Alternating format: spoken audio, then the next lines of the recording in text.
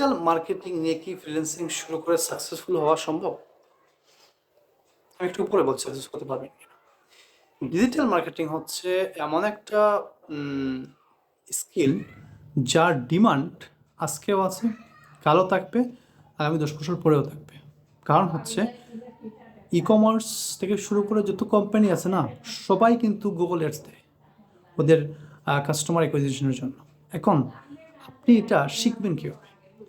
Digital marketing শেখার জন্য Google এডসের জন্য গুগল একটা সার্ভিস কিন্তু একটা কোর্স প্রোভাইড করে থাকে, যেটা সে থেকে আপনি শিখতে পারবেন।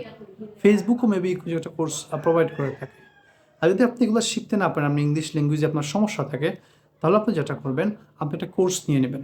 ভালো মানের একজন মেন্টরস মার্কেট থেকে খুঁজে বের করেন, যিনি আসলেই অ্যাকুরেটভাবে এই ডিজিটাল মার্কেটটা শেখাতে পারেন। গুরুদের বলতেছি না, ভালো যারা মেন্টর তাদের খুঁজে বের করেন। 10-15 দিন লাগান একজন খুঁজে বের করতে, দেখেন কে সলিডভাবে শেখাচ্ছে। যে সলিডভাবে শেখাচ্ছে তার কাছে গিয়ে আপনি শিখিয়ে নিতে পারেন। এই ডিজিটাল মার্কেটিংয়ের ডিমান্ড কমবে না।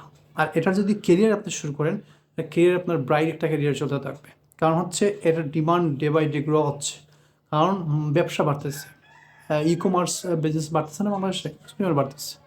এবং বাইরের ক্লায়েন্টদের কাজ আপনি করে দিতে পারেন। আপনি বিভিন্ন এজেন্সিতে জব করতে পারেন, বিভিন্ন এজেন্সি জব এখানে হায়ার করে থাকে ডিজিটাল মার্কেটারদের, তাদের কোম্পানির জন্য প্রমোশন করার জন্য।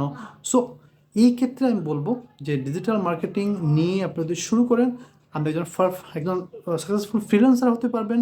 আপনি জবও নিতে পারেন, পার্মানেন্ট জব করতে পারেন আপনি, বিভিন্ন প্রতিষ্ঠান পার্মানেন্টভাবে হায়ার করে। সো একটা ভালো স্কোপ হচ্ছে ক্যারিয়ারে আপনি যদি ডিজিটাল মার্কেটিং নিয়ে শুরু করতে পারেন।